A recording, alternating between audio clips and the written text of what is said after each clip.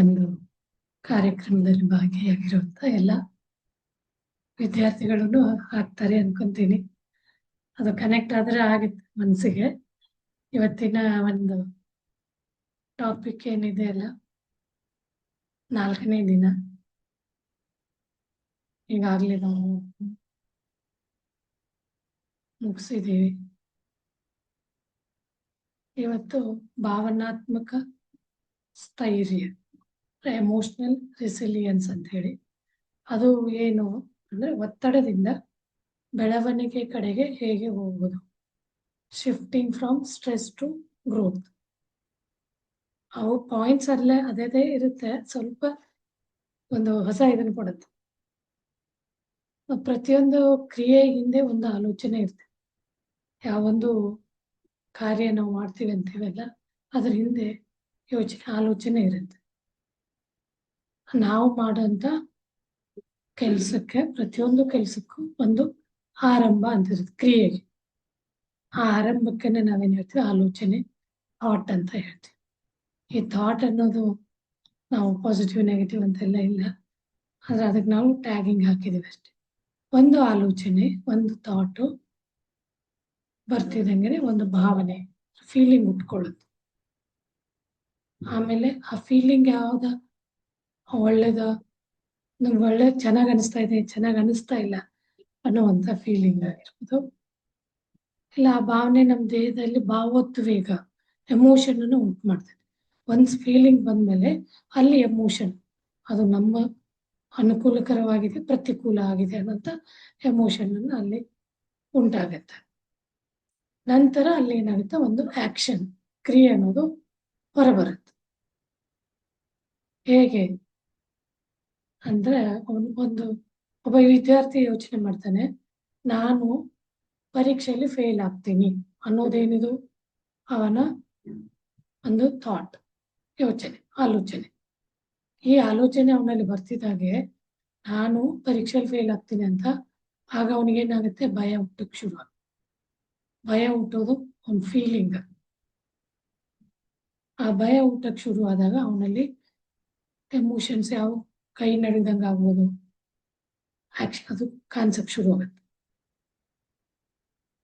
ಅವನು ಆ ಥರ ತನಗೆ ತಾನೇ ಅನ್ಕೊಂಡ್ಬಿಡ್ತಾನೆ, ನಾನು ಪರೀಕ್ಷೆಯಲ್ಲಿ ಸರಿಯಾಗಿ ಬರೆಯಕ್ಕೆ ಸಾಧ್ಯ ಇಲ್ಲ ಅನ್ನೋ ರೀತಿ ಒಂದು ಆಲೋಚನೆಯನ್ನ ಅವನು ಒಂದು ಕ್ರಿಯೆಯನ್ನಾಗಿ ಬದಲಾವಣೆ ಮಾಡ್ಕೊಳ್ತಾನೆ. ನೋಡಿ, ಇದು ಯಾವ ರೀತಿ ನಾವು ಕ್ರಿಯೇಟ್ ಮಾಡ್ಕೊಂಡಿದೆ, ಈ ರೀತಿ ಇರುತ್ತೆ ಅನ್ನೋದು ನಮಗೆ ಗೊತ್ತೇ ಇಲ್ಲ. ಇದ್ರ ಸೈನ್ಸ್ ನಾವು ಅರ್ಥನೇ ಮಾಡ್ಕೊಂಡಿಲ್ಲ. ಇಲ್ಲಿ ಏನಾಗಿದೆ, ಏನಿಲ್ಲ, ಒಂದು ನಮ್ಮ ಯೋಚನೆಯಿಂದ ಇದೆಲ್ಲ ಒಂದೇ ಒಂದು ನಿಮಿಷದಲ್ಲಿ ಆಗೋಗುತ್ತೆ, ಸಮ್ಟೈಮ್ಸ್ ಸೆಕೆಂಡ್ಸ್ ಅಲ್ಲೂ ಆಗೋದು. ಮತ್ತೆ ನೆಕ್ಸ್ಟ್ ಇನ್ನೊಂದನ್ನು ನಾವು ತಿಳ್ಕೊಬೇಕಂದ್ರೆ, ಬೇರೆ ರೀತಿಯಲ್ಲಿ ಭಾವನೆಗಳು ಯಾವಾಗ್ಲೂ ಒಳ್ಳೇದು ಕೆಟ್ಟದ್ದು ಅಂತ ಇರಲ್ಲ. ನಾವು ಸಾಮಾನ್ಯವಾಗಿ ಹೇಳ್ತೀವಿ ಅಷ್ಟೇ, ಇದು ಒಳ್ಳೆ ಭಾವನೆ, ಇದು ಕೆಟ್ಟದ್ದು. ಯಾಕಂದ್ರೆ ನಮಗೆ ತಿಳುವಳಿಕೆ ಆ ರೀತಿಯಾಗಿನ ನಾವು ತಗೊಂಡಿವಿ. ಒಳ್ಳೇದಾಗಿದ್ರೆ ಅದು ನಮ್ಗೆ ಖುಷಿ ಕೊಡೋಂಥದ್ದು ಒಳ್ಳೇದು, ನಮಗೇನು ಖುಷಿ ಕೊಡಲ್ಲ, ಅದು ಕೆಟ್ಟದ್ದು ಅಂತೇಳಿ ನಾವು ಕ್ಯಾಟಗರೈಸ್ ಮಾಡ್ಕೊಂಡಿವಿ. ಹಂಗೆ ನೋಡಿದ್ರೆ ಜನರಲಿ ಯಾವುದು ಒಳ್ಳೆ ಕೆಟ್ಟದ್ದು ಅನ್ನೋದು, ಪಾಸಿಟಿವ್ ನೆಗೆಟಿವ್ ಅನ್ನೋದು ಇಲ್ಲ. ಅದನ್ನ ಹಾಗೆ ಕ್ಯಾಟಗರಿ ಮಾಡುವಂತ, ಈಗ ನಾವು ಮುಂಚೆನ ಕ್ಲಾಸಲ್ಲೂ ಹೇಳ್ತಾ ಬಂದ್ವಿ, ಪಾಸಿಟಿವ್ ಅಯಾನ್ಸ್, ನೆಗೆಟಿವ್ ಅಂತ ಇದ್ದಾಗ್ಲೇನೆ ಒಂದು ಒನ್ನೆಸ್, ಒಂದು ರಿಸಲ್ಟ್ ಅನ್ನೋದು ಬರುತ್ತೆ ಅಂತ ಹೇಳಿ. ಇಲ್ಲಿ ನಾವು ಅದಕ್ಕೆ ಈಗ ಮಕ್ಕಳಿಗೂ ಹೇಳ್ಬೇಕು, ನಾವು ಆ ಥರ ಮುಂಚೆಯಿಂದ ಅದನ್ನ ಅವ್ರಿಗೆ ಹ್ಯಾಬಿಟ್ ತರ ಹಾಕ್ಬಿಟ್ಟಿದ್ವಿ. ಆದ್ರೆ ನಿಜವಾಗಿ ನಾವೇನಂದ್ರೆ, ಭಾವನೆಗಳು ಯಾವ ಒಳ್ಳೇದು ಕೆಟ್ಟದ್ದು ಇರಲ್ಲ ಅಂತ ನಮ್ಗ ತಿಳುವಳಿಕೆ ಆದ್ಮೇಲೆ, ಪ್ರತಿಯೊಂದು ಭಾವನೆಯಲ್ಲೂ ಒಂದು ರೀತಿ ಶಕ್ತಿಯ ಅಲೆ ಹರಿತಾ ಇರುತ್ತೆ, ಎನರ್ಜಿ ವೇವ್ ಫ್ಲೋ ಆಗ್ತಾ ಇರುತ್ತೆ.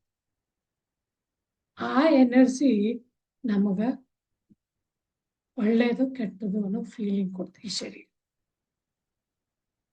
ಹೇಗೆ ಅಂದ್ರೆ, ಕೆಲವು ಭಾವನೆಗಳು ದೇಹಕ್ಕೆ ಒಂಥರ ಭಾರ, ನೋವು ಕೊಟ್ಟಂಗೆ, ಮನಸ್ಸು ಕುಕ್ಕಿದ ಹಾಗೆ ಅನ್ನುವಂಥ ರಿಸಲ್ಟ್ ಕೊಡ್ತವೆ. ಇವುಗಳನ್ನ ನಾವು ಎರಡು ಭಾಗವಾಗಿ ನಾವು ಕ್ಯಾಟಗರಿ ಮಾಡ್ಬೋದು ಪಾರ್ಟ್ ಆಗಿ. ಒಂದು ಸರ್ವೈವಲ್ ಎಮೋಷನ್ ಅಂತ ಹೇಳಿ, ಅಂದ್ರೆ ಒಂದು ನಮ್ ಜಸ್ಟ್ ಜೀವನ ಸಾಕು ಅನ್ನೋಂಥ ಭಾವನೆಗಳು.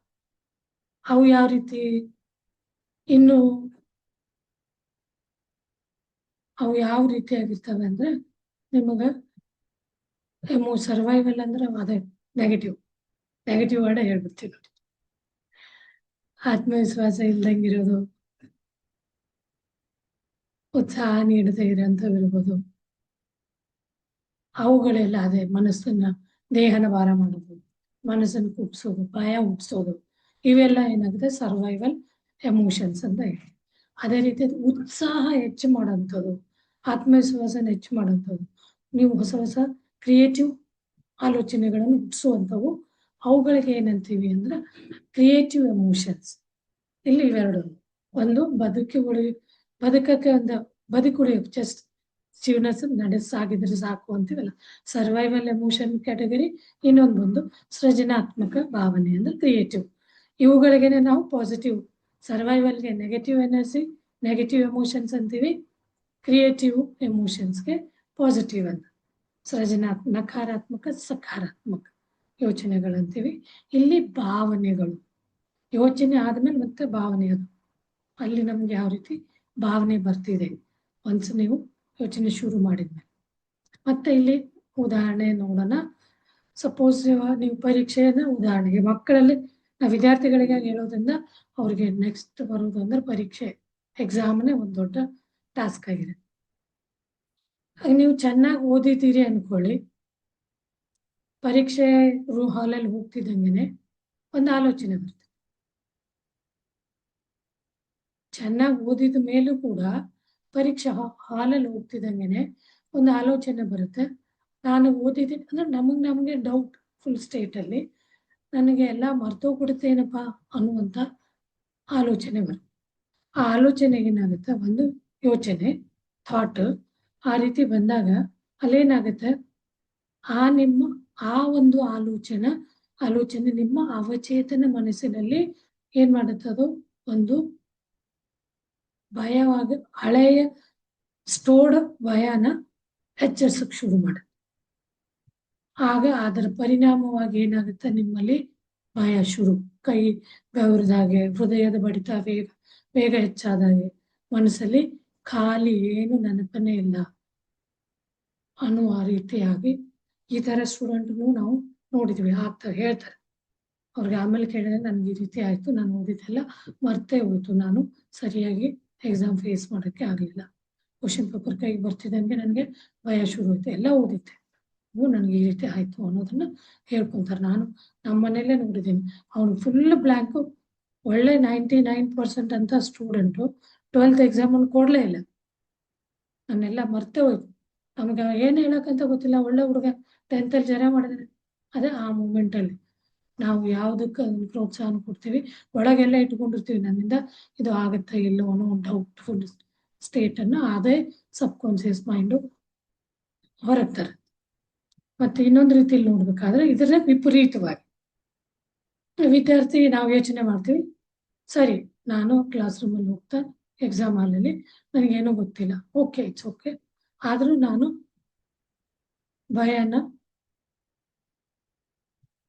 ಭಯದ ಕಡೆಗೆ ನನ್ನ ಇದನ್ನು ಕೊಡದೇನೆ ನಾನು ಅದನ್ನು ಸರಿಯಾದ ರೀತಿಯಲ್ಲಿ ಕಂಟ್ರೋಲಲ್ಲಿ ಅಂದ್ರೆ ಯೂಸ್ ಮಾಡ್ಕೊಂತೀನಿ ಅನ್ನೋ ಇದರಲ್ಲಿದ್ರೆ ಓಕೆ ಆಗಿರುತ್ತೆ. ಇಲ್ಲ ಅಂದ್ರೆ ಅದೇ ಮತ್ತೆ ನೆಗೆಟಿವ್ ಅಂಡ್ ಪಾಸಿಟಿವ್, ನಕಾರಾತ್ಮಕ ಸಕಾರಾತ್ಮಕ. ಮತ್ತೆ ಈ ತರದ ಭಾವನೆಗಳು ದೇಹ ಮತ್ತು ಮನಸ್ಸಿನ ಮೇಲೆ ಯಾವ ರೀತಿ ಪರಿಣಾಮ ಬೀರ್ತವೆ, ಈ ಭೌತಿಕ ಶರೀರ ಮತ್ತೆ ಒಳಗೆ ನಮ್ದು ಥಾಟ್ ಎಲ್ಲ ಬ್ರೈನ್ ವರ್ಕ್ ಅಂತೀವಲ್ಲ, ಮನಸ್ಸಿನ ಮೇಲೆ ಫಿಸಿಕಲ್ ಅಂಡ್ ಮೆಂಟಲ್ ಇದ್ರ ಮೇಲೆ ಯಾವ ರೀತಿ ಪರಿಣಾಮಗಳನ್ನು ಬೀರ್ತಾವೆ. ಈ ಸರ್ವೈವಲ್ ಎಮೋಷನ್ಸ್ ಅಂತ ಹೇಳಿದ್ವಲ್ಲ, ಅವುಗಳು ನಮ್ಗೆ ಒಂಥರ ಭಯ, ಕೋಪ, ಆತಂಕ ಅನ್ನೋದನ್ನ ಹುಟ್ಟಿಸ್ತವೆ. ಅದರಿಂದ ಏನಾಗುತ್ತೆ ಅಂದ್ರೆ ದೇಹದಲ್ಲಿ, ಈಗ ನಾವು ನೆಗೆಟಿವ್ ಪಾಸಿಟಿವ್ ವರ್ಡ್ ಯೂಸ್ ಮಾಡಂಗಿಲ್ಲ, survival emotions and creative emotions ಅಂತ ಯೂಸ್ ಮಾಡೋಣ. ಇಲ್ಲಿ ಇದನ್ನ ರೂಢಿಸ್ಕೊಂಡ್ರೆ ಒಳ್ಳೇದು. ಇಲ್ಲಿ ಏನಾಗುತ್ತೆ, ಈ ಸರ್ವೈವಲ್ ಎಮೋಷನ್ ನಮ್ಮಲ್ಲಿ ಹುಟ್ಟಿದಾಗ ನಮ್ಮ ದೇಹದಲ್ಲಿ ಸ್ನಾಯುಗಳು ಬಿಗಿತ ಆಗುತ್ತೆ, ಬಿಗಿತ ಆಗ್ತಿದ್ದಂಗೆನೆ ಅಲ್ಲಿ ರಕ್ತ ಚಲನೆ ಕಮ್ಮಿ ಆಗೋದು, ಆ ಒಂದು ಬ್ಲಡ್ ಸರ್ಕ್ಯುಲೇಷನ್ ಕೆಲವೊಂದು ಪಾರ್ಟ್ಸ್ಗೆ ಹೋಗಿಲ್ಲ ಅಂದ್ರೆ ತಲೆನೋವಿನ ಒತ್ತಡ, ತಲೆನೋವು ತಲೆನೋವು ತರ ಫೀಲ್ ಆಗುತ್ತೆ. ಜೀರ್ಣಕ್ರಿಯೆ ಸರಿಯಾಗಲ್ಲ, ಆಯಾಸ ಅಂತ ಅನ್ಸುತ್ತೆ. ಇದೇನದು ಭೌತಿಕ ರೀತಿಯಲ್ಲಿ ದೈಹಿಕವಾಗಿ. ಅದೇ ಮಾನಸಿಕವಾಗಿ ಏನಾಗುತ್ತೆ ಅಂದ್ರೆ ನಕಾರಾತ್ಮಕ ಆಲೋಚನೆಗಳು, ಗೊಂದಲ, ಕನ್ಫ್ಯೂಷನ್, ಏಕಾಗ್ರತೆ ಕಮ್ಮಿ ಆಗುತ್ತೆ, ಭಯ, ಆತಂಕ ಹೆಚ್ಚಾಗುತ್ತೆ. ಸಿಂಪ್ಲಿ ಡಿಫ್ರೆನ್ಸ್, ಎರಡರದ್ದು ಡಿಫ್ರೆನ್ಸ್ ಗೊತ್ತಾದ್ರೆ ಆಗ ನಮ್ಗೆ ಅದೇ ಗೊತ್ತಾಗ್ಬಿಡುತ್ತೆ, ಇದು ನಾವು ಸರ್ವೈವಲ್ ಎಮೋಷನ್ ಅನ್ನ ಕ್ರಿಯೇಟ್ ಮಾಡ್ಕೊಂಡಿದೀವಿ. ಇದಕ್ಕೆ ವಿಪರೀತ ಕ್ರಿಯೇಟಿವ್ ಎಮೋಷನ್ಸ್, ಸಂತೋಷವಾಗಿರ್ತವ, ನಂಬಿಕೆ, ಕೃತಜ್ಞತೆ ಅನ್ನೋದನ್ನ ಅದು ಎತ್ತಿ ತೋರಿಸುತ್ತೆ. ಯಾವ ರೀತಿ ಇವು ನಮ್ಮ ಭೌತಿಕ ಶರೀರದ ಮೇಲೆ ಇಂಪ್ಯಾಕ್ಟ್ ಮಾಡ್ತವೆ, ಪರಿಣಾಮ ಬೀರ್ತವೆ ಅಂದ್ರೆ ದೇಹ ಹಗುರವಾಗಿರುತ್ತೆ, ಆರಾಮವಾಗಿರುತ್ತೆ, ಉಸಿರಾಟ ನಾವು ಆರಾಮವಾಗಿ ನಿರಾಳವಾಗಿ ಹಾಳಾಗಿ ತಗೊಳ್ಳೋಂಥ ಅದು ಆಟೋಮೆಟಿಕಲಿ. ಆಮೇಲೆ ನಿದ್ರೆ ಚೆನ್ನಾಗಿ ಬರುತ್ತೆ, ಶಕ್ತಿ ಹೆಚ್ಚಾಗುತ್ತೆ. ಇಲ್ಲೇ ನೋಡಿ ನಾವು ಯಾವ ರೀತಿಯಾದಂಥ ಯೋಚನೆ, ಥಾಟ್ಸ್ ಅನ್ನು ಕ್ರಿಯೇಟ್ ಮಾಡ್ತಿದೆ. ಮನಸ್ಸಿನಲ್ಲಿ ಯಾವುದು ನಿಮ್ಮ ಮಾನಸಿಕವಾಗಿ ಏನ್ ಮಾಡುತ್ತೆ, ಇದು ಕ್ರಿಯೇಟಿವ್ ಎಮೋಷನ್ಸ್ನ ನಾವು ಕ್ರಿಯೇಟ್ ಮಾಡ್ಕೊಂಡ್ರೆ ಸ್ಪಷ್ಟತೆ ಇರುತ್ತೆ. ಯೋಚನೆ ಮಾಡೋಕ್ಕೆ ನಾವು ಇದು ಸರಿನಾ ತಪ್ಪು ಅನ್ನುವಂಥದ್ದು ಕ್ಲಾರಿಟಿ ಇರುತ್ತೆ. ಸಮಸ್ಯೆಗೆ ಪರಿಹಾರನ ಈಸಿಲಿ ಕಂಡುಕೊಳ್ಳುವಂಥ ನಮಗೆ ನಾವೇನೆ ಫಿಸಿಕಲ್, ಮಾನಸಿಕವಾಗಿ ಸ್ಟ್ರಾಂಗ್ ಆಗ್ತೀವಿ. ಆತ್ಮವಿಶ್ವಾಸ ಎಲ್ಲಕ್ಕಿಂತ ಹೆಚ್ಚು ನಾವು ಒಂದು ಆತ್ಮವಿಶ್ವಾಸ ಅನ್ನೋ ವರ್ಡ್ ಏನು, ಇಲ್ಲಿ ಆತ್ಮ ಸೋಲ್, ಅದರ ಜೊತೆಗೆ ಬಿಲೀವ್ ಹೆಚ್ಚಾಗುತ್ತೆ, ವಿಶ್ವಾಸ ಹೆಚ್ಚಾಗುತ್ತೆ. ಆಗ ನಾವು ಸರಿಯಾದ ರೀತಿ ಅಂತ ಡಿಸಿಷನ್ ತಗೊಳಕ್ಕೆ ಹೆಲ್ಪ್ ಮಾಡುತ್ತೆ. ನಮ್ಮ ಗಮನ ಸರಿ ಹೋಗುತ್ತೆ, ಸರಿಯಾದ ವಸ್ತು ಮೇಲೆ ಸರಿಯಾದ ರೀತಿಯಲ್ಲಿ ಗಮನ ಹರಿಸಿದಾಗ ಅಲ್ಲಿ ನಮ್ಮ ಕ್ರಿಯೇಟಿವ್ ಎಮೋಷನ್ ನಮ್ಗೆ ಚೆನ್ನಾಗಿ ಕೆಲಸ ಮಾಡುತ್ತೆ. ಇಲ್ಲಿ ಮತ್ತೊಂದು ಹೇಳ್ಬೇಕಂದ್ರೆ ಎಮೋಷನ್ ಫ್ರೀಕ್ವೆನ್ಸಿ ಗೇಮ್. ಈ ಒಂದು ಭಾವನೆಗಳದೊಂದು ಫ್ರೀಕ್ವೆನ್ಸಿ ಗೇಮ್. ನಾವು ಏನ್ ಹೇಳಿದೆ, ಒಂದು ವೇವ್ಸ್ ಅನ್ನೋದನ್ನ ಕ್ರಿಯೇಟ್ ಮಾಡ್ತಾವಂತ. ಈ ಏನು ಒಂದು ಪ್ರತಿಯೊಂದು ವಾಕ್ಯನ ನಾನು ಹೇಳ್ತಾ ಬಂದೆ, ಇದು ಯಾವ ರೀತಿ ನಮ್ಮ ಭಾವನೆನ ಗುರುತಿಸುತ್ತೆ. ಈಗ ನಾವು ಯಾವ ರೀತಿ ಪ್ಲಸ್ ಮೈನಸ್ ಪ್ರೆಸೆಂಟೇಷನ್ ನಂದು ತಪ್ಪಾಯ್ತು, ನಾ ಹೇಳುವಂತ ರೀತಿ ಸರಿಗಿಲ್ಲ ಅನ್ನುವಂಥ ಭಾವನೆ ಏನು ಅಂತ ಹೇಳ್ತಾರೆ. ಇದನ್ನ ಮಕ್ಕಳು ಕ್ವಶನ್ ಮಾಡ್ಬೋದು ಅಲ್ಲೇ ಕ್ಲಾಸ್ ರೂಮಲ್ಲಿ. ಇದು ಯಾವ ಎಮೋಷನ್, ನನ್ನ ಪ್ರೆಸೆಂಟೇಷನ್ ತಪ್ಪಾಗ್ಬಿಟ್ರೆ ಅನ್ನುವಂಥ ಕ್ವಶನ್ ಮಾರ್ಕ್ ನಿಮ್ಮಲ್ಲಿದ್ದಾಗ ಈ ಸ್ಟೇಟ್ಮೆಂಟು ಯಾವ ರೀತಿಯಾದ emotion, it is survival emotion. ಆಗ ಅದಕ್ಕೆ ಏನಾಗುತ್ತೆ ಅಲ್ಲಿ, ಯಾಕೆ ಸರ್ವೈವಲ್, ಭಯ ಅನ್ನೋದಿದೆ, ಕನ್ಫ್ಯೂಷನ್ ಸ್ಟೇಟ್ ಅಲ್ಲಿ ಇದೆ, ತಪ್ಪಾಗ್ಬಿಟ್ರೆ ಅನ್ನುವಂಥದ್ದು. ಮತ್ತೆ ಬೇರೆ ಇನ್ನೊಂದು ಸೆಂಟೆನ್ಸ್ ನೋಡೋಣ, ಸ್ಟೇಟ್ಮೆಂಟ್. ಯಾರು ನನ್ನನ್ನು ಗಮನಿಸಲ್ಲ ಅನ್ನುವಂಥ ಯೋಚನೆ ನಿಮ್ಮ ಹತ್ರ ಭಾವನೆ ಬಂದ್ರೆ ಇದು ಕೂಡ ಏನಾಗುತ್ತೆ, ಸರ್ವೈವಲ್. ಗಮನಿಸಿಲ್ಲ ಅಂದ್ರೆ ಇಗ್ನೋರೆನ್ಸ್, ನಿನ್ನ ಸೆಲ್ಫ್ ಲವ್ ಹರ್ಟ್ ಆಗುತ್ತೆ, ನಿನ್ನ ಮನಸ್ಸಲ್ಲಿ ಹರ್ಟ್ ಅಂತ ಶುರುವಾಗಿ ನಿಮಗೆ ದುಃಖ ಆಗಕ್ಕೆ ಶುರು ಆಗುತ್ತೆ. ಅದನ್ನು ಯಾರು ನನ್ನನ್ನು ಗಮನಿಸಲ್ವೇನೋ, ನಮ್ಮ ಬಗ್ಗೆ ಆಡ್ಕೊಂತಾರೇನೋ, ಪ್ರಶಂಸೆ ಮಾಡಲ್ವೇನೋ ಅನ್ನುವಂಥ ಸ್ಟೇಟ್ಮೆಂಟ್ ನಿಮ್ಮ ಮನಸ್ಸಲ್ಲಿ ಬಂದ್ರೆ ಇವೆಲ್ಲ ಏನಾಗುತ್ತೆ, ಸರ್ವೈವಲ್, ಹಸುವೆ ಇಂಥವೆಲ್ಲನೂ ಹುಟ್ಸೋಕ್ ಶುರು ಮಾಡಿ. ಅದನ್ನ ನಾವು ಶಾಂತವಾಗಿ ಸಮಸ್ಯೆ ನಿಭಾಯಿಸ್ತೀವಿ. ನಾನು ಏನೇ ಇರಲಿ ನನ್ನ ಪ್ರೆಸೆಂಟೇಷನ್ ಅನ್ನ ಸರಿಯಾದ ರೀತಿಯಲ್ಲಿ ನಾನು ಪ್ರೆಸೆಂಟ್ ಮಾಡ್ತೀನಿ ಅನ್ನುವಂಥ ಪಾಸಿಟಿವ್ ಇಲ್ಲಿ ಹೇಳ್ತೀವಿ ವರ್ಡ್. ಆಗೇನಾಗುತ್ತಂದ್ರೆ ಇದು ಒಂದು ಹೆಮ್ಮೆನ ಹೆಚ್ಚಿಸುತ್ತೆ ನಿಮ್ಮಲ್ಲಿ, ಕ್ರಿಯೇಟಿವ್ ಎಮೋಷನ್ ಅಂತ ಹೇಳ್ಬೋದು. ಎಂಥ ಕಷ್ಟ ಇದ್ರೂ ನಾನು ಅದನ್ನ ಸರಿಯಾದ ರೀತಿಯಲ್ಲಿ ಪ್ರಯತ್ನ ಮಾಡ್ತೀನಿ. This is also one of a creative emotion. ಇಲ್ಲಿ ನಮ್ಗೆ ಧೈರ್ಯ ಅನ್ನೋದು, ಈ ಕ್ರಿಯೇಟಿವ್ ಎಮೋಷನ್ ನಮ್ಗೆ ಏನ್ ಕೊಡುತ್ತೆ, ಧೈರ್ಯ. ಮತ್ತೆ ನನ್ನ ಜೊತೆ ಇರುವವರು, ನನ್ನ ಜೊತೆಲಿರೋರು ನಾ ಕೃತಜ್ಞತೆ ಕೊಡ್ತೀನಿ, ಅವ್ರು ನನ್ನ ಕೃತಜ್ಞತೆ ಕೊಡದೆ ಅನ್ನೋ ಒಂದು ಭಾವನೆ. ಅವ್ರು ಏನೋ ಒಂದು ಹೇಳಿದ್ರೆ ನನಗೆ ಮಾತಾಡ್ತಾ ನಾವು ಗ್ರೂಪಲ್ಲಿ ಹೇಳಿದಾಗ ಎಸ್ ನಾವು ಒಂದೊಂದ್ಸಲ ಹೇಳಕ್ ನಮ್ಮ ಮನಸ್ಸು ಒಪ್ಕೊಳ್ಳಲ್ಲ, ಅವ್ರು ಸರಿ ಇದ್ರು ಹೇಳಕ್ಕೆ, ಯಾಕಂದ್ರೆ ನಮ್ ಈಗೋ ಅಡ್ಡ ಬರುತ್ತೆ. ಇಲ್ಲಿ ನಾವು ಈಗೋಲೆಸ್ ಆಗಿ ಅವ್ರಿಗೆ ಕೃತಜ್ಞತೆ ಅನ್ನೋದನ್ನ ಈಸಿಲಿ ಹೇಳ್ತೀವಿ, ಅದು ಕ್ರಿಯೇಟಿವ್. ನಾವ್ ಯಾವಾಗ ಬೇರೆಯವ್ರನ್ನ ಹೊಗಳ್ತೀವಿ, ಬೇರೆಯವರಲ್ಲಿ ಮಾತನ್ನ ಅರ್ಥ ಮಾಡ್ಕೊಳಕ್ ಶುರು ಮಾಡ್ತೀವಲ್ಲ, ಅಲ್ಲೇನೆ ನಮ್ಮ creative emotion start. Once creative emotion ಶುರು ಆದಾಗ ನಮ್ಮ ಭಯ ಹುಟ್ಟುಕೊಳ್ಳುತ್ತಾ ಇದ್ರೆ, ನಮ್ಮ ಬೇರೆಯವ್ರ ಬಗ್ಗೆ ಜಿಗುಪ್ಸೆ, ಅಸಹ್ಯ, ಈಗೋ ಅನ್ನೋದು ಅಂದ್ರೆ ಅವ್ರ ಬಗ್ಗೆ ಕೀಳರಿಮೆ ಇದ್ರೆ ಅದು ತಾನೇ ಕರಗೋಗ್ಬಿಡುತ್ತೆ. ಅಲ್ಲಿ ಕೃತಜ್ಞತೆ ಭಾವನೆ ಹೆಚ್ಚಾಗುತ್ತೆ. ಕ್ರಿಯೇಟಿವ್ ಎಮೋಷನ್ ಅನ್ನ ನಾವು ಅಡಾಪ್ಟ್ ಮಾಡ್ಕೊತಾ ಇದೀವಿ, ಅಳವಡಿಸ್ಕೊತಾ ಇದೀವಿ ಅನ್ನೋದನ್ನ ನಾವು ಸೆಲ್ಫ್ ಚೆಕ್ ಮಾಡೋಕ್ಕೂ ಇದು ಒಳ್ಳೆ ವಿಧಾನ ಅಂತ ಹೇಳ್ಬೋದು. ಕೆಲವೊಂದ್ಸಲ ನಗ್ತಾರೆ ಅಂತ ಹೇಳಿ, ನಕ್ಕರು ನಾವು ಅದನ್ನು ಅನ್ಕೊಂತೀವಿ, ನಾವೇನು ಮಾತಾಡಲ್ಲ, ಸೈಲೆಂಟ್ ಆಗ್ಬಿಡ್ತೀವಿ. ನನ್ನ ನಕ್ಕರೆ ಅಂದ್ರೆ ಅದನ್ನು ಏನೋ ಒಂದು ಅಸಹ್ಯ ಭಾವನೆ. ಯಾಕೆ ನಕ್ಕ, ನನ್ಗೆ ಇನ್ಸಲ್ಟ್ ಮಾಡಿದ ಆ ನಗುವಂತ ಆ ವ್ಯಕ್ತಿ ಭಾವನೆ, ಅವನ ಎಕ್ಸ್ಪ್ರೆಷನ್, ಬಾಡಿ ಲ್ಯಾಂಗ್ವೇಜ್ ಮತ್ತೆ ಅದು ಫೇಸ್ ಎಕ್ಸ್ಪ್ರೆಷನ್, ಅದು ನಗೋದು ನಮ್ಮನ್ನ ಕೀಳರಿಮೆ ಮಾಡೋಕ್ಕೋಸ್ಕರ ನಕ್ಕನ ಅನ್ನೋದು ನಮಗೆ ಗೊತ್ತಾಗುತ್ತೆ. ತಕ್ಷಣ ನಾವೇನಾಗ್ತೀವಿ, ಸರ್ವೈವಲ್ ಎಮೋಷನ್ ಬಂದು ನನ್ನ ನಕ್ಕ, ಅದು ಒಳ್ಳೇದಾಗಿರ್ಬೋದು. ಬಟ್ ನಾವು ಅದನ್ನ ಸೀರಿಯಸ್ ಆಗಿ ತಗೊಂಡು ನಮ್ಮ ಭಾವನೆನ ಡಿಸ್ಟರ್ಬ್ ಮಾಡ್ಕೊಂತೀವಿ. ಇಲ್ಲಿ ಏನಿರುತ್ತೆ ಅಂದ್ರೆ, ಈ ಒಂದು ಪರಿಸರ ಸುತ್ತಮುತ್ತ ನಡೀತಾ ಇರೋದು ನಮಗೆ ಪರೀಕ್ಷೆಗಳು. ನಾಟ್ ಇವನ್ ಪರೀಕ್ಷಾ ಹಾಲ್ ಅಷ್ಟೇನೆಲ್ಲ, ಎಕ್ಸಾಮ್ ಹಾಲ್ ಅಂತಲ್ಲ, ಅದೇ ನೆಕ್ಸ್ಟ್ ಅದೇ ಪಾಯಿಂಟೇ ಬರುತ್ತೆ. ಮತ್ ನಂದೇನು, ಎಲ್ಲ ತಪ್ಪು ನಂದೇ, ಅಪರಾಧ ಭಾವನೆ, ಎಲ್ಲ ತಪ್ಪು ನನ್ನದೇ ಇರ್ಬೋದು, ಆದ್ರೆ ಅದನ್ನ ನಾವು ಅಷ್ಟರ ಮಟ್ಟಿಗೆ ಹಚ್ಕೊಂತೀವಿ ಅಪರಾಧ ಭಾವನೆ ತರ.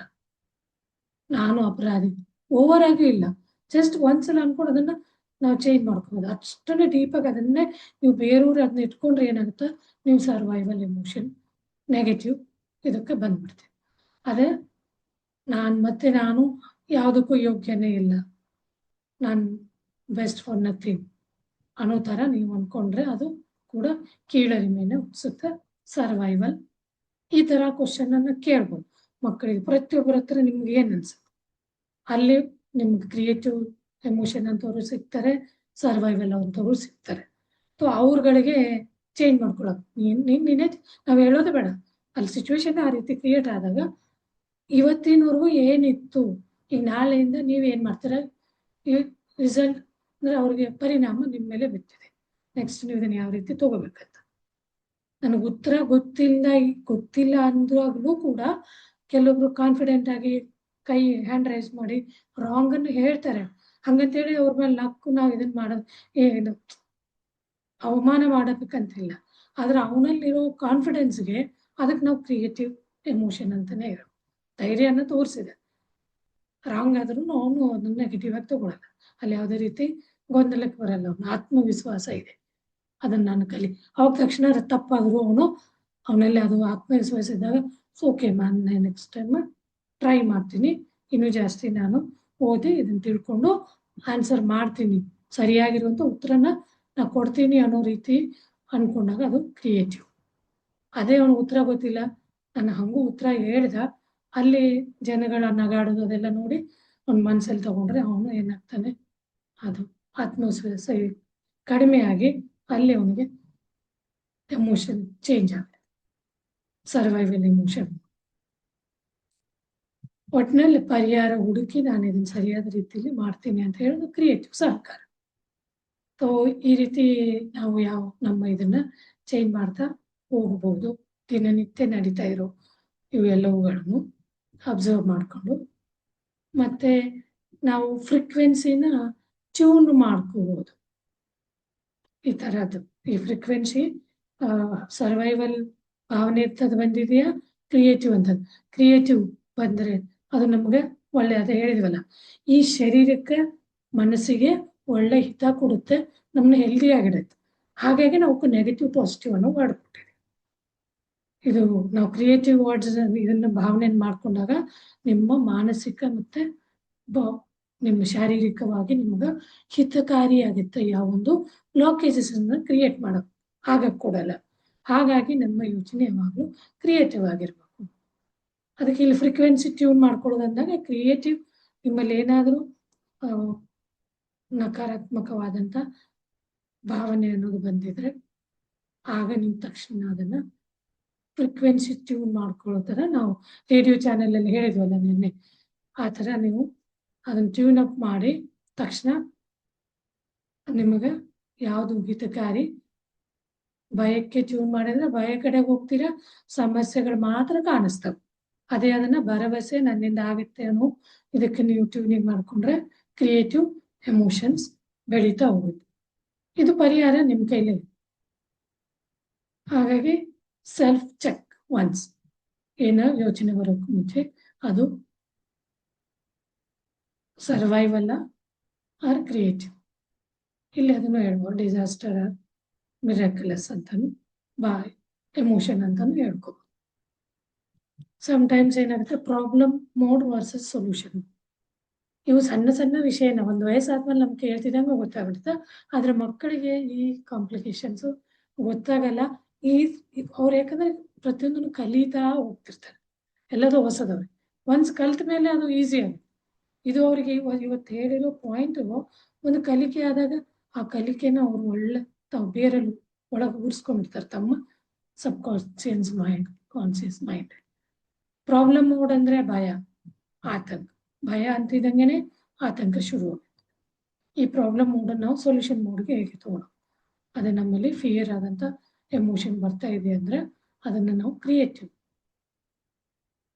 ಭಯ, ಆತಂಕ, ಗೊಂದಲ, ಸೋಲು, ಇದನ್ನ ನೀವು ಇದನ್ನ ನೋಡಿ ಇದು ನಿಮ್ಗೆ ಒಳ್ಳೇದಾ? ಅದಕ್ಕೆ ಓವರ್ ಆಲ್ ನಾವು ಇದಕ್ಕೆ ನೆಗೆಟಿವ್ ಅಂತ ಹೇಳಿ ಇಷ್ಟರ ಮಟ್ಟಿಗೆ ನೆಗೆಟಿವ್ ಪಾಸಿಟಿವ್ ಅಂತ ಇರಲ್ಲ. ಅದಕ್ಕೊಂದು ನಾವು ನೇಮ್ ಕೊಟ್ಬಿಟ್ಟಿದ್ದೀವಿ.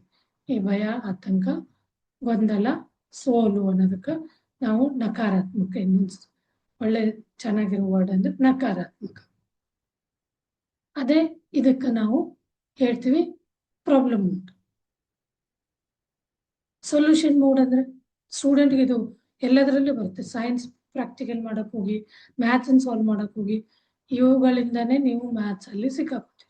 ಭಯ, ಆತಂಕ, ಫಾರ್ಮುಲಾಸ್ ನೆನಪಾಗಿಲ್ಲ, ಇದನ್ನ ಹಾಕ್ಬೇಕಾ ಇದನ್ನ ಹಾಕ್ಬಾರ್ದ ಅನ್ನೋ ಒಂದು ಗೊಂದಲ ಬಂದು ಅಲ್ಲಿ ಏನಾಗುತ್ತೆ, ಅದು ಪೂರ್ತಿ ಕ್ವಶನ್ ರಾಂಗ್ ಆಗುತ್ತೆ.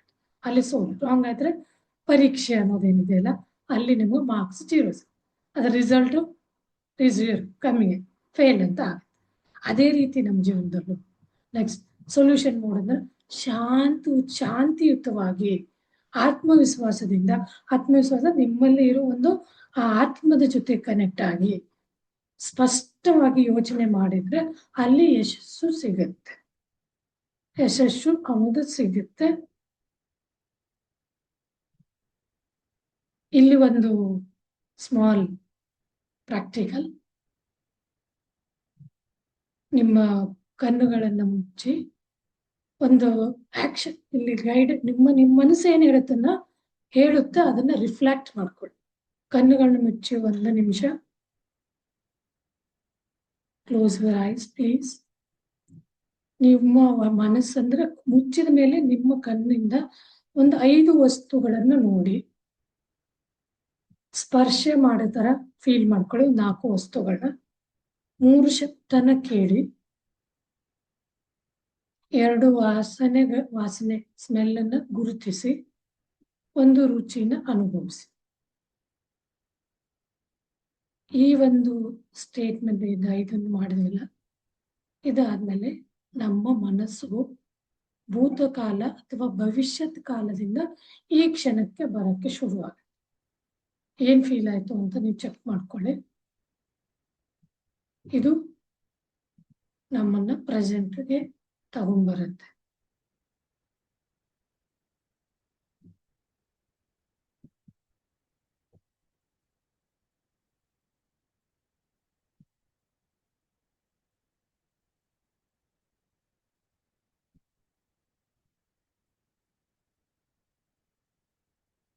ಈಗ ನಾವು ನಮ್ಮ ಭಾವನೆನ ನಿಯಂತ್ರಿಸೋದು ತುಂಬಾ ಈಸಿ ಆಗುತ್ತೆ. ಯಾಕಂದ್ರೆ ನಾವು ಪ್ರೆಸೆಂಟ್ ಸ್ಟೇಟಿಗೆ ಬರ್ತೀವಿ. ಎಲ್ಲವನ್ನು ಈಗ ಧ್ಯಾನ ಯಾರಿಗತ್ತಲ್ಲ ಅವ್ರು ಇದನ್ನು ಮಾಡ್ಬೋದು. ಐಡಿಯಾ ನಮ್ಗೆ ಬೇಕಾದ ವಸ್ತು ನೋಡಿ ಅದಾಗ್ತಿದ್ದಂಗೆ ನೀವು ಫೋರ್ಸ್ಫುಲಿ ನಿಮ್ಮ ಆ ಮನಸ್ಸಿಗೆ ನೋಡಕ್ ಹೇಳಿ. ಅದೆಲ್ಲ ವಿಚಾರದಿಂದ ಹೋಗ್ತಾ ಇರುತ್ತಲ್ಲ 5 ವಸ್ತು ನೋಡಿ 4 ವಸ್ತು ಸ್ಪರ್ಶ ಮಾಡತರ, ಶಬ್ದ ಕೇಳತರ, ವಾಸನೆ ಗುರುತಿಸಿ, ರುಚಿ ಅನುಭವಿಸಿ. ಇದೆಲ್ಲ ಮಾಡ್ತಾ ಏನಾಗುತ್ತೆ, ಅದು ನಮ್ಮ ಕಣ್ಣ ಪ್ರೆಸೆಂಟ್ ಮೂಡಿಗೆ ಬಂದ್ಬಿಡ್ತದೆ, ಪ್ರೆಸೆಂಟ್ ಮೂಮೆಂಟ್. ಆಗ ನಾವು ನಮ್ಮ ಉಸಿರನ್ನು ಗಮನಿಸೋದೇ ಬೇಡ. Thoughtless state. ಉಸಿರು ಗಮನಿಸ್ತೀವಿ ಏನಕ್ಕೆ ನಾವು, ಇವೆಲ್ಲ ವಿಚಾರದಿಂದ ಹೊರಗೆ ಬರುತ್ತೆ. ಥಾಟ್ಲೆಸ್ ಸ್ಟೇಟಿಗೆ ಬರೋಕ್ಕೋಸ್ಕರ ವಿಚಾರ ಮುಗಿಸ್ತಿದ್ವಿ ಅಂದ್ರೆ ಪ್ರೆಸೆಂಟ್ ಸ್ಟೇಟಿಗೆ ಬರುತ್ತೆ.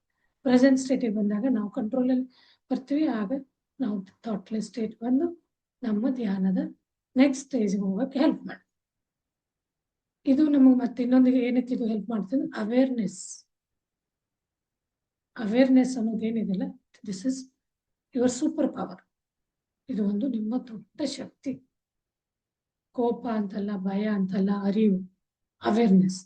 ಯಾವ ಭಾವನೆ ಬರ್ತದೆಯೋ ಅದನ್ನು ನೀವು ಗಮನಿಸಿದ ತಕ್ಷಣನೇ ಅದನ್ನ ಬದಲಾಯಿಸುವ ಶಕ್ತಿ ನಿಮ್ಮಲ್ಲಿ ಬರೋಕ್ ಶುರುವಾಗುತ್ತೆ. ಗಮನಿಸ್ತಿದ್ದಂಗೆನೆ ಈ ಕಲೆನೇ ನಮಗೆ ಧ್ಯಾನದಿಂದ ಸಿಗುತ್ತೆ. ನೀವು ಯೋಚನೆ ಬರ್ತಿದ್ದಂಗೆನೆ ಅದು ಸರ್ವೈವಲ್ ಆಗಿದೆಯಾ, ಕ್ರಿಯೇಟಿವ್ ಆಗಿದೆಯಾ.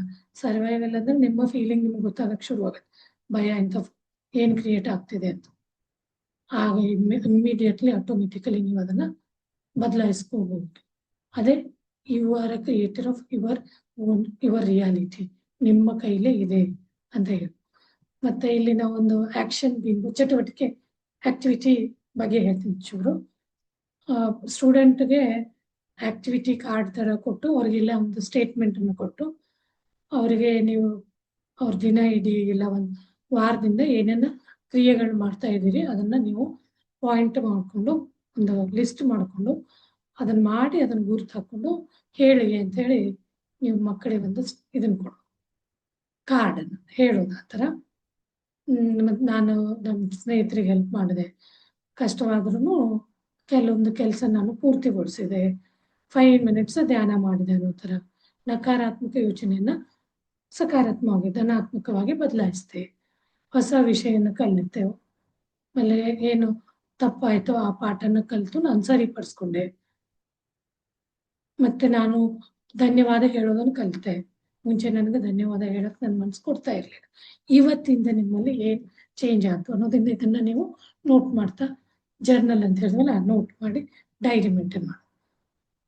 ಇದರ ಉದ್ದೇಶ ಸ್ಥೈರ್ಯ, ರೆಸಿಲಿಯನ್ಸ್ ಅನ್ನೋದು ಒಂದು ದೊಡ್ಡ ಘಟನೆಗಳಲ್ಲಿ ಅಲ್ಲದೇನೆ ಪ್ರತಿ ದಿನದ ಸಣ್ಣ ಸಣ್ಣ ಒಳ್ಳೆಯ ಅಭ್ಯಾಸ ಮಾಡ್ಕೊಳ್ಳೋಕ್ಕೂ ಇದು ನಮ್ಗೆ ಹೆಲ್ಪ್ ಆಗುತ್ತೆ. ಇದನ್ನ ನಾವು ಬೆಳೆಸ್ಕೋಬೇಕು. ಈ ನಮ್ಮ ಜೀವನದಲ್ಲೂ ಇದೇ ತರದ ಪರೀಕ್ಷೆನ ನಾವು ಎದುರಿಸ್ತಾ ಇರ್ತೀವಿ. ಅದು ಎಕ್ಸಾಮ್ ಹಾಲಲ್ಲಿ ಕೂತ್ಕೊಂಡು ಎದುರಿಸುವಂತ ಪರೀಕ್ಷೆನೆ ಅಂತಲ್ಲ. ಇದೇ ತರನಾದ ಪರೀಕ್ಷೆಗಳು ಹೆಚ್ಚು ನಮ್ಮ ಸುತ್ತಮುತ್ತ ಬರ್ತಾ ಇರುತ್ತೆ. ಅವುಗಳಿಗೆ ನಿರಾಸೆಯನ್ನು ತೋರಿಸ್ತೇನೆ ಯಶಸ್ವಿಯಾದ ಆ ಸಮಸ್ಯೆಗಳನ್ನ ನಾವು ಯಶಸ್ವಿಯಾದ ರೀತಿಯಲ್ಲಿ ನಾವೇ ಅದನ್ನ ಬದಲಾವಣೆ ಮಾಡ್ಕೋಬೇಕು. ನಮ್ಮ ಶಾಂತ ಮನಸ್ಸಿನಿಂದ ಧ್ಯಾನವನ್ನು ಜೀವನದಲ್ಲಿ ಅಳವಡಿಸ್ಕೊಂಡು ಮತ್ತೆ ಇವತ್ತು ನಾವು ನಿರ್ಧಾರ ಮಾಡೋಣ. ಯಾವೊಂದು ಭಯ ಅನ್ನೋದು ಬಂದಾಗ ಅದರ ಹಿಂದೆ ಓಡದೆ ಅದನ್ನು ಗುರುತಿಸಿ ಅದನ್ನು ಬದಲು ಮಾಡ್ಕೊಳ್ಳೋದು. ಆಮೇಲೆ ಈ ಧ್ಯಾನ ಅಭ್ಯಾಸನ ಪ್ರತಿದಿನ ರೂಢಿಸ್ಕೊಳ್ಳೋದು. ಇದು ನಮ್ಮ ಸಂಕಲ್ಪ. ಯಾಕಂದ್ರೆ ಹೊಸದಾಗಿ ನಾವು ಇದನ್ನ ಹೇಳ್ತಾ ಹೋದಾಗ್ಲೇನೆ ನಮ್ಮಲ್ಲಿ ದೃಢ ನಿರ್ಧಾರ ಆಗುತ್ತೆ. ನಾವು ಅದನ್ನ ದಿನ ನನ್ನಿಂದ ತಪ್ಪು ಮಿಸ್ ಆಗದೆ ಇರೋ ಮಾಡೋಣ ಅನ್ನೋದು ಬರ್ತದೆ. ನೆಗೆಟಿವ್ ನಕಾರಾತ್ಮಕ ಆಲೋಚನೆ ಬಂದಾಗ ಅದಕ್ಕೆ ಪರಿಹಾರ ಏನು ಅಂತ ಹೇಳಿ ನಮಗೆ ನಾವೇ ಕೇಳ್ಕೊಳ್ಳೋಣ. ಅದನ್ನ ನಾವು ಚೇಂಜ್ ಮಾಡೋ, ಶಿಫ್ಟಿಂಗ್. ಪ್ರತಿಯೊಂದು ಚಾಲೆಂಜಸ್ನ ಇನ್ನಷ್ಟು ನಮ್ಮನ್ನ ಬಲಿಷ್ಠರನ್ನಾಗಿ ಮಾಡಕ್ಕೆ ಅವಕಾಶ ಕೊಡ್ತಾ ಇದೆ ಅಂತ ಆ ಚಾಲೆಂಜ್ಗೆ ನಾವು ಏನ್ ಹೇಳೋದು, ಥ್ಯಾಂಕ್ ಯು, ಗ್ರಾಟಿಟ್ಯೂಡ್ ಹೇಳೋದು, ಧನ್ಯವಾದ ಹೇಳೋದು. ಇದಕ್ಕೆ ನಾವೊಂದು ಉದಾಹರಣೆ ಅಂದ್ರೆ, ಈಗ ಬಿರುಗಾಳಿ ಬಟ್ಟಾಗ ಮರದ ಬೇರುಗಳು ಸ್ಟ್ರಾಂಗ್ ಆಗಿದ್ರೆ ಅದು ಗಟ್ಟಿಯಾಗಿ ಹಿಡ್ಕೊಂಡಿರುತ್ತೆ. ಕೆಲವೊಂದ್ಸಲ ಬಿರುಗಾಳಿ ಅಂತ ಬಂದಾಗ ನೆಕ್ಸ್ಟ್ ಡೇ ರೋಡಲ್ಲಿ ಹೋದ್ರೆ ಎಷ್ಟೊಂದು ಮರ ಉರುಳಿ ಬಿತ್ತಿರ್ತಾವಲ್ಲ ಅಂದ್ರೆ ಅಲ್ಲಿ ಅದರೆಲ್ಲೂ ಆ ಮರದ ಬೇರು ಗಟ್ಟಿಯಾಗಿಲ್ಲ ಅಂತ ಅರ್ಥ. ಜೊತೆಗೆ ಅದಕ್ಕೆ ಒಂದು ಸೋರ್ಸು ಸಿಕ್ಕಿಲ್ಲ ಆ ಬೇರನ್ನ ಗಟ್ಟಿ ಮಾಡ್ಕೊಳ್ಳೋದು, ಹಾಗಾಗಿ ಅದು ಉರುಳಿ ಬಿತ್ತು. ಅದೇ ರೀತಿ ನಮ್ಮ ಜೀವನದಲ್ಲಿನೂ ಬಿರುಗಾಳಿ ಬಿರುಗಾಳಿ ಅಂದ್ರೆ ಅತ್ಯಂತ ಕಠಿಣಕರವಾದಂಥ ಪರಿಸ್ಥಿತಿ. ಅಂತ ಪರಿಸ್ಥಿತಿಲಿನೂ ನಾವು ನಮ್ಮ ಬೇರನ್ನು ಗಟ್ಟಿಯಾಗಿ ಇಟ್ಕೊಂಡಿಲ್ಲ ಅಂದಾಗ ಏನಾಗುತ್ತದು, ನಮ್ಮನ್ನ ಮರದ ತರ ಉರುಳಿ ಬೀಳಿಸ್ಬಿಡುತ್ತೆ. ನಮ್ಮನ್ನು ಇನ್ನಷ್ಟು ದೃಢವಾಗಿಸಲು ಮತ್ತೆ ನಾವು ಅದಕ್ಕೆ ನಾವು ಪೋಷಣೆ ಮಾಡಿದ್ರೆ, ಬೇರನ್ನು ಸ್ಟ್ರಾಂಗ್ ಮಾಡ್ಕೊಂಡ್ರೆ ಈ ತರ ಕ್ರಿಯೇಟಿವ್ ಆದಂಥ ಎಮೋಷನ್ಸ್ನ ನಾವು ಕ್ರಿಯೇಟ್ ಮಾಡ್ತಾ ಹೋಗ್ತಾ ಇದ್ದಾಗ ಏನಾಗುತ್ತೆ, ನಮ್ಮ ಸ್ಟ್ರಾಂಗ್ ಆಗಿ ನಾವು ಅದನ್ನ ನಮಗೆ ನಾವು ಉರುಳಕ್ ಬಿಡಲ್ಲ ಅಂತ ಸಂದೇಶ. ಭಾವನೆಗಳು ನಿಮ್ಮನ್ನು ನಿಯಂತ್ರಿಸಬಾರದು. ನೀವು ಭಾವನೆಯನ್ನ ಗುರುತಿಸ್ಬೇಕು, ನಿಯಂತ್ರಿಸ್ಬೇಕು. ಇದು ಇದನ್ನ ಥಾಟ್ ಪ್ರೊಸೆಸ್ನ ಕಂಟ್ರೋಲಿಂಗ್ ಅಲ್ಲಿ ತರೋದು ಅಂದ್ರೆ ಮಾತ್ರ ಧ್ಯಾನದಿಂದನೇ ಸಾಧ್ಯ. ಸರಿಯಾದ ದಿಕ್ಕಿನಲ್ಲಿ ನಡೆದು ಹೋದಾಗ, ಒತ್ತಡ ಬೆಳವಣಿಗೆಯಾದಾಗ ಸವಾಲುಗಳು ಯಶಸ್ಸಿನ ಮೆಟ್ಟಿಲಾಗಿ ಬದಲಾಗುತ್ತವೆ. ಇಲ್ಲ ಅಂದ್ರೆ ನಾವು ಅದ್ರ ಹಿಂದೆನೆ ಹೋದಾಗ ಫೇಲ್ಯೂರ್ನ ಅನುಭವಿಸ್ಬೇಕಾಗತ್ತೆ. ನಾವು ತುಂಬಾನೇ ಡ್ರಾಬ್ಯಾಕ್ಸ್ ಬರ್ತಾವೆ. Choice is yours. ಏನನ್ನ ನೀವು ಅಳವಡಿಸ್ಕೊಂತೀರಾ ಆ ರೀತಿ ನೀವು ಹಾಗೆ ಮುಂದೆ ಬರ್ತೀರಾ. ಇವತ್ತಿನ ಮಕ್ಕಳು ನಾಳೆ ಪ್ರಜೆಗಳು. ಮಕ್ಕಳಲ್ಲಿ ಇದು ಬಹಳ ಬೇಕಾದಂತ ವಿಷಯ, ಕಲಿಬೇಕಾದಂತ ಅಳವಡಿಸ್ಕೋಬೇಕಾದಂತ.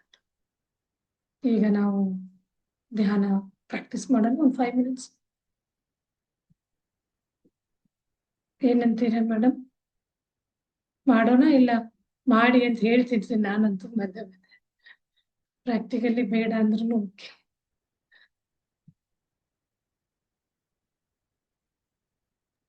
ಎಸ್ ಮಾಡೋಣ. ಪವರ್ ಮೆಡಿಟೇಷನ್ 5 minutes ಮಾಡ ಜಾಸ್ತಿ. ಓಕೆ ಮಕ್ಕಳ, ನಾವು ಒಂದು 5 ನಿಮಿಷ ಈಗ ಈ ಟಾಪಿಕ್ ಬಗ್ಗೆ ತಿಳ್ಕೊಂಡ್ವಲ್ಲ, ಅದನ್ನ ನಾವು ಚೆಕ್ ಮಾಡಕ್ಕೆ ಗುರ್ತಿಸೋಕ್ಕೋಸ್ಕರ ಪವರ್ ಮೆಡಿಟೇಷನ್ ಮಾಡೋಣ. ಈಗ ನಿಮ್ಗೆ ಲಾಸ್ಟ್ 3 days ಇಂದ ಮೆಡಿಟೇಷನ್ ಹೇಗೆ ಅಂತ ಅದರ ಬಗ್ಗೆ ಹೇಳ್ತಾ ಬಂದ್ವಲ್ಲ, ಇವತ್ತು ನೀವು ಡೈರೆಕ್ಟ್ ಕೂತ್ಬಿಡಿ ಮೆಡಿಟೇಷನ್ಗೆ. ನಿಮಗೆ ನೀವು ಲಾಕ್ ಮಾಡಿಕೊಂಡು 3 locks ಹಾಕೊಂಡು ನಿಮ್ಮ ಶರೀರದಲ್ಲಿ ನಡೀತಾ ಇರುವ ಉದ್ವೇಗಗಳನ್ನ ಚೆಕ್ ಮಾಡ್ಕೊಳ್ಳಿ. ಅದನ್ನೇ ನಾವು ಹೇಳ್ತೀವಲ್ಲ, ಫಸ್ಟು ಅದು ಫಿಯರ್ ಆದಂಥ ಇದೆಯಾ ಭಾವನೆ ನಿಮ್ಮಲ್ಲಿ ಶರೀರದಲ್ಲಿ ಏರಿಳಿತ ಚೆಕ್ ಮಾಡಿಕೊಂಡು, ಚೆಕ್ ಒನ್ಸ್ ಅದನ್ನ ನಾವು ಕ್ರಿಯೇಟಿವ್ ಆಕ್ಟಿವ್ ಇದಕ್ಕೆ ಕನ್ವರ್ಟ್ ಮಾಡ್ಕೊಳ್ಳೋಣ.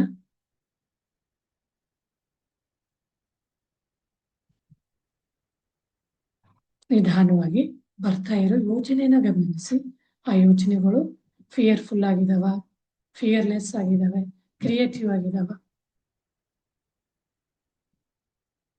ಅನ್ನೋದನ್ನ ನೋಡ್ತಾ ಹೋಗಿ. ಹಾಗೇನಾದ್ರು ಪ್ರಾಬ್ಲಮ್ ಮೋಡ್ ಅಂತ ಯೋಚನೆ ಬರ್ತಿದ್ರೆ ಅದನ್ನ ತಕ್ಷಣ ಸೊಲ್ಯೂಷನ್ ಮೋಡ್ಗೆ ತಗೊಂಡ್ಬನ್ನಿ.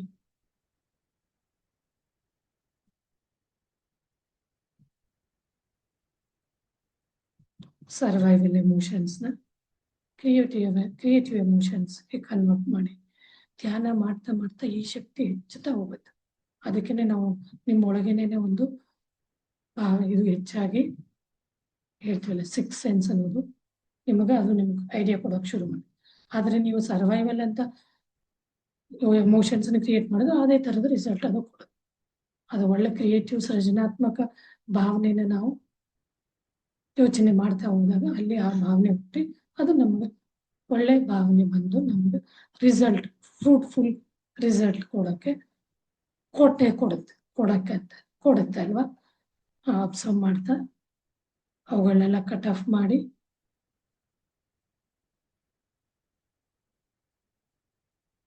ಒಂದು ಕ್ರಿಯೇಟಿವ್ ಎಮೋಷನ್ಸ್ನ ನೀವು ಹೇಳ್ಕೊಳ್ಳಿ.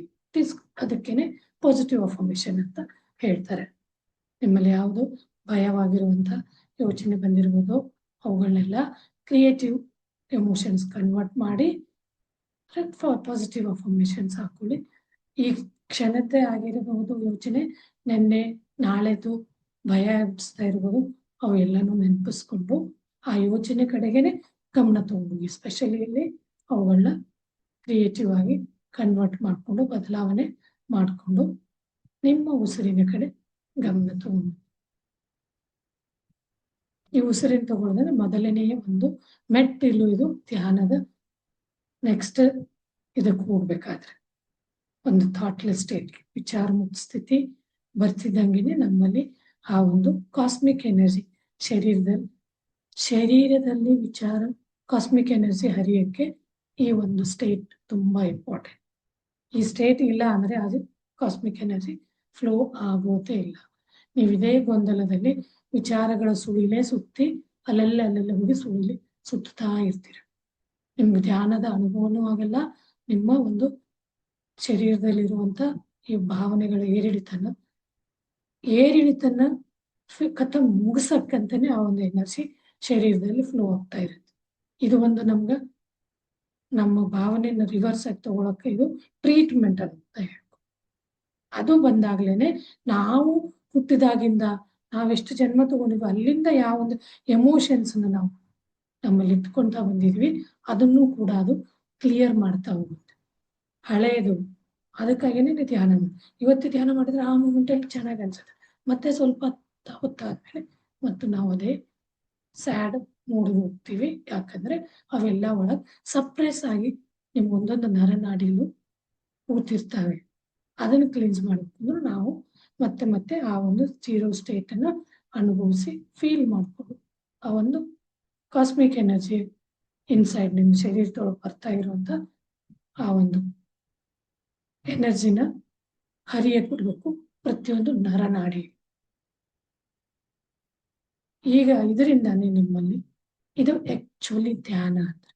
ಈ ಧ್ಯಾನ ನಮಗ ಎಂಥ ಪರಿಸ್ಥಿತಿನೂ ನಮ್ಮನ್ನ ಪಾಸಿಟಿವ್ ಆಗಿ ಸೃಜನಾತ್ಮಕ ಯೋಚನೆ ತಂದು ನಮ್ಮನ್ನ ಆ ಒಂದು ಇದರಿಂದ ಹೊರಗೆ ತರಕ ಪ್ರೆಸೆಂಟ್ ಮೂಮೆಂಟ್ ಬರಕ್ಕೆ ಹೆಲ್ಪ್ ಮಾಡುತ್ತೆ. ಇದೇ ಸ್ಥಿತಿಯಲ್ಲಿ 2 ನಿಮಿಷ ಕೂತಿರಿ.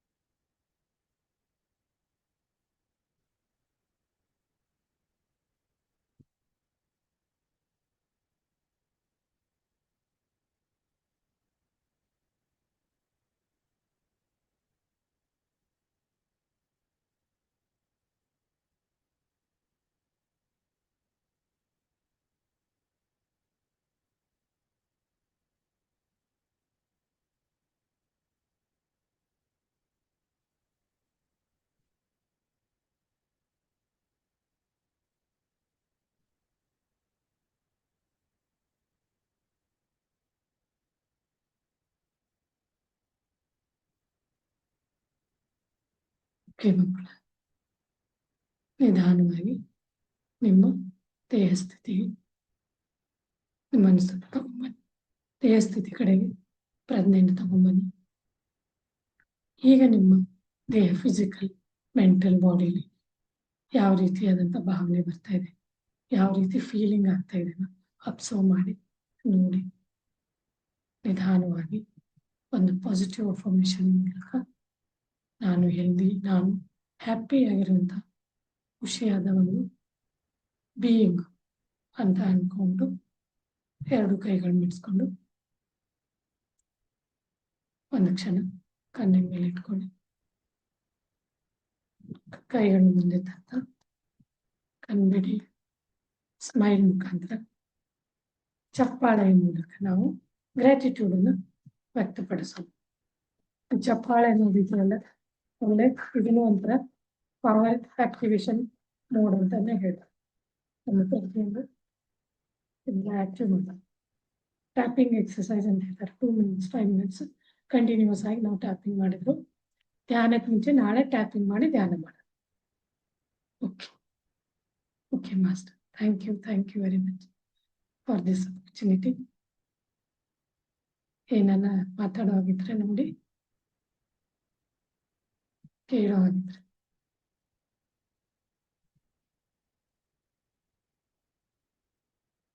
ಎಸ್ ಮೆಡಿಟೇಷನ್ ಕೂಡ ಅಂಡ್ ಸರ್ವೈವಲ್ ಎಮೋಷನ್ ಇಂದ ಕ್ರಿಯೇಟಿವ್ ಎಮೋಷನ್ ಬರೋದು ಕಾನ್ಸೆಪ್ಟ್ ಡಿಸ್ಟರ್ಬ್ ಹೆಲ್ಪ್ ಆಗುತ್ತೆ. ನಾವು ಸ್ಟೂಡೆಂಟ್ಸ್ ಅಲ್ದೇ ಇದ್ರು ಇದನ್ನ ನಾವು ಬೇರೆ ಒಂದು ಏರಿಯಾಗಳಲ್ಲೂ ಅಪ್ಲೈ ಮಾಡ್ಕೊಳ್ಬಹುದು. ತುಂಬಾ ಆಯ್ತು ma'am concept. Okay master, videos on ಮಾಡ್ಕೊಳ್ಳಿ. ಏನಾದ್ರು ಪ್ರಶ್ನೆಗಳಿದ್ರೆ ಕೇಳಿ. ಆಕ್ಚುಲಿ ನೀವು ಹೇಳ್ತಿದ್ದಿದ್ದು ಒಬ್ಬ ಸ್ಟೂಡೆಂಟು ಫೇಸ್ ಮಾಡಿರ್ತಾರೆ. ಎಕ್ಸಾಮ್ ಹಾಲಲ್ಲಿ ಆ ಭಯ, ಮರ್ತೋಗ್ಬಿಡ್ತೀವಿ ಅನ್ನೋ ಆಲೋಚನೆ ಎಲ್ಲರಿಗೂ ಬಂದೇ ಬಂದಿರುತ್ತೆ. ನಿಜವಾಗ್ಲೂ ಎಲ್ಲ ಸ್ಟೂಡೆಂಟ್ ತುಂಬಾ ಅವಶ್ಯಕವಾಗಿರೋ ಒಂದು ನಾಲೆಡ್ಜ್. ಇದು ಗೊತ್ತಿದ್ರೆ ಎಷ್ಟ್ ಚೆನ್ನಾಗಿ ಅವರ ಭಯಗಳನ್ನೆಲ್ಲ ಕಮ್ಮಿ ಮಾಡಿ ತುಂಬಾನೇ ಚೆನ್ನಾಗಿ ಸಕ್ಸಸ್ ಆಗಕ್ಕೆ ಹೆಲ್ಪ್ ಆಗುತ್ತೆ. ನನಗೂ ಅದು ನೀವು ಹೇಳ್ತಾ ಇದ್ರೆ ಅದೆಲ್ಲ ರೀಕಾಲ್ ಆಗ್ತಾ ಇತ್ತು. ನಾವು ಸ್ಟೂಡೆಂಟ್ ಆಗಿದ್ದಾಗ ನಮಗೂ ಸೇಮ್ ಅದೇ ತರದ್ದು ನಾವು ಇದ್ದೀವಿ. ನಾವೆಲ್ಲ ಲೇಟ್ ಆಗಿ ಧ್ಯಾನಕ್ಕೆ ಬಂದ್ವಿ. ಈಗ ಮಕ್ಕಳಿಗೆ ಒಳ್ಳೆ ಅಪರ್ಚುನಿಟಿ. ಈಗಿನ ಧ್ಯಾನ ಮಾಡೋದನ್ನ ಫಿಯರ್ ಇಂದ ಅವರು ಒಳ್ಳೆ ಇದಕ್ಕೆ ಕನ್ವರ್ಟ್ ಮಾಡ್ಕೋಬಹುದು ಸ್ಟ್ರೆಂತ್ ಆಗಿ. ಬಟ್ ಇವತ್ತು ನೀವು ಹೇಳಿದ ಕಾನ್ಸೆಪ್ಟ್ ಬರೀ ಸ್ಟೂಡೆಂಟ್ ಅಲ್ಲ ಮ್ಯಾಮ್, ಯಾವುದೇ ಫಿಯರ್ ಇರ್ಲಿ, ಯಾವುದೇ ತರಹದ ಭಯ ಇರ್ಲಿ, ಅದನ್ನ ಓವರ್ಕಮ್ ಮಾಡಕ್ಕೆ ಇದನ್ನ ನಾವು ಅಪ್ಲೈ ಮಾಡಬಹುದು. ಇದೊಂದು ಬ್ಯೂಟಿಫುಲ್ ಫಾರ್ಮುಲಾ ತರ ಚೆನ್ನಾಗಿದೆ. Thank you ma'am. Thank you. Krishnakumar sir ಇದ್ದಾರೆ, ಮಾತಾಡಿ. ಮೇಡಮ್ ಕೇಳಿಸ್ತಾ ಇದೆಯಾ? ಎಲ್ಲ ಶುಭೋದಯ ಮೇಡಮ್. ಉಮಾ ಮೇಡಮ್ ಕ್ಲಾಸ್ ತುಂಬಾ ಚೆನ್ನಾಗಿ ಬರ್ತಾ ಇದೆ. ನಾನು ಲಾಸ್ಟ್ ದಿನ ಮಾತಾಡೋಣ ಅಂತಿದ್ದೆ, 6ನೇ ದಿನ.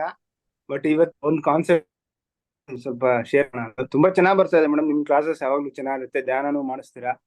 ಬೆಟ್ರಿ ಹೇಳ್ದಂಗೆ ನಗ್ಸೋದು ಮಾಡಿ. ಇವತ್ತಿನ ಕಾನ್ಸೆಪ್ಟ್ ಡಿಂಪಲ್ ಮೇಡಮ್ ಇವ್ರು ಹೇಳ್ದಂಗೆ ಚೆನ್ನಾಗಿತ್ತು ನೋಡಿ. ಪಾಸಿಟಿವ್ ನೆಗೆಟಿವ್ ಅನ್ಷನ್ಸ್ ಇಲ್ಲ, but survival and creative emotions leads to positive and negative thinking ಅಂದ್ರೆ ತುಂಬಾ ಅದು ಕಲಿಕೆ, ಇವತ್ತಿನ ಕಲಿಕೆ, ನನ್ನ ಮುಖ್ಯ ಕಲಿಕೆ ತುಂಬಾ ಚೆನ್ನಾಗಿತ್ತು. ಆಮೇಲೆ ಅದ್ರ ಜೊತೆಗೆ ನಾನು ಅದ್ರ ಬಗ್ಗೆ ತಿಳಿದಂದ್ರೆ ನಮ್ಮ ಗುರುಗಳು ಬೇರೆ ನಾನು ಆಧ್ಯಾತ್ಮ ನಮ್ಮ ಡೆವಲಪ್ಮೆಂಟ್ ಗುರುಗಳು ಅವರು ಹೇಳ್ತಾರೆ way of emotion intelligence does not work ಅಂತ. ಅಂದ್ರೆ ಆ ಎಮೋಷನಲ್ ನದಿ ಹರಿತಾ ಇದ್ದಾಗ ಬುದ್ಧಿ ಕೆಲಸ ಮಾಡಲ್ಲ ಅಂತ. ಅದು ಯಾರಿಗೆ ಕೆಲಸ ಮಾಡುತ್ತೆ ಅಂದ್ರೆ ನಿಜವಾದ ಯೋಗಿಗಳು, ಬುದ್ಧ, ಕೃಷ್ಣ, ಓಶೋ ಅಂತವ್ರಿಗೆ ಮಾತ್ರ ವರ್ಕ್ ಆಗುತ್ತೆ. ಅವ್ರು ಹೆಂಗೇ ಇರ್ಲಿ, ಎಮೋಷನ್ಸ್ ಏನೇ ಇರ್ಲಿ, ಬುದ್ಧಿ ಸರಿಯಾಗಿ ಯೂಸ್ ಮಾಡ್ತಾರೆ. ಕಾಮನ್ ಸೆನ್ಸ್, ಬುದ್ಧಿ ಆ ಪ್ರೆಸೆಂಟ್ ಮೂಮೆಂಟ್ ಇರ್ತಾರೆ. ಯಾವ್ದು exception cases.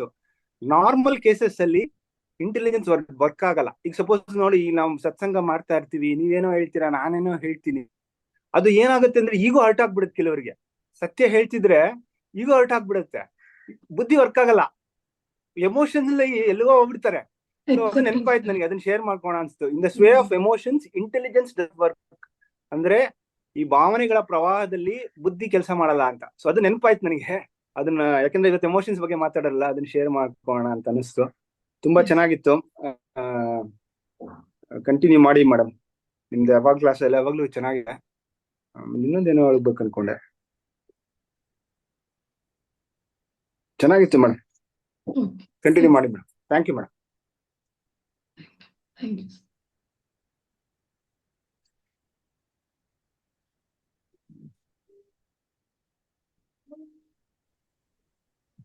Sir Vinoda madam ಇದ್ದಾರೆ.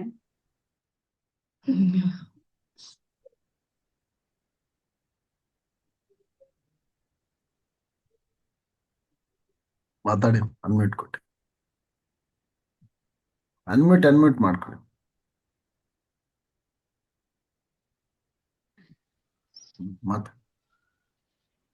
ನಮಸ್ತೆ ಸರ್.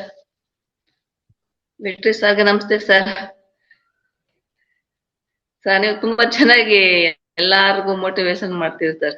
ಯಾವಾಗೂ ವಿಡಿಯೋ ಆನ್ ಮಾಡ್ಕೊಂಡೇ ಇರ್ತೀರಾ. ನಿಮ್ ಜೊತೆ ಯಾವಾಗೂ ಮಾತಾಡಿಲ್ಲ. ನಮಸ್ತೆ ಸರ್ ನಿಮ್ಗೆ. ಮತ್ತೆ ನಾನು ನಿನ್ನೆ ಮನೆ ಎಲ್ಲ ಡಿಂಪಲ್ ಅವ್ರನ್ನೇ ನೆನ್ಸ್ಕೊಂತಿದ್ದೆ. ನನ್ ಮಗಳಿಗೆ ತುಂಬಾ ಹೇಳ್ತಿದ್ದೆ, ನೋಡು ಇವ್ರು ನಮ್ ಕಡೆಯವರು ಅಂತ ಜಾಸ್ತಿ ಮೀಡಿಯಾ ತೋರಿಸ್ತಿದ್ದೆ. ಇವತ್ತು ಅವರೇನೆ ಆಂಕರಿಂಗ್ ಮಾಡ್ತಿದ್ದಾರೆ. ನಿಮ್ಗೂ ನಮಸ್ತೆ ಮೇಡಮ್, ಡಿಂಪಲ್ ಮೇಡಮ್. ಮ್ಯಾನಿಫೆಸ್ಟ್ ಹೌದು ಮೇಡಮ್, ನಾನು 3 ದಿವಸದಿಂದ ನನ್ನ ಮಗಳಿಗೆ ಡಿಂಪಲ್ ಮೇಡಮ್ ಬಗ್ಗೆನೇ ಹೇಳ್ತಿದ್ದೆ. ನೋಡಿ ಇವರೆಲ್ಲ ನಮ್ಮವರು, ನೋಡಿ ಈ ತರ ಎಲ್ಲ ಕಲ್ತಿದ್ದಾರೆ, ನೋಡು ಈ ತರ ಎಷ್ಟ್ ಚೆನ್ನಾಗಿ ಮಾತಾಡ್ತಿದ್ದಾರೆ, ಅವರು ಮುಖ ನೋಡು ಅವ್ರು ಎಷ್ಟ್ ಚೆನ್ನಾಗಿ ನಗ್ತಿದ್ದಾರೆ ಅಂತ ಹೇಳ್ತಿದ್ದೆ ಮೇಡಮ್ ನಾನು. ನಮ್ ಕಡೆ ಜ್ಞಾನದ ಕಡೆ ಮೇಡಮ್ ಇರೋದು. ಅದರಿಂದ ಡಿಂಪಲ್ ಅವ್ರನ್ನ ನಾನು ತುಂಬಾ ಸರಿ ಅವಳಿಗೆ ಪರಿಚಯ ಮಾಡ್ತಿದ್ದೆ.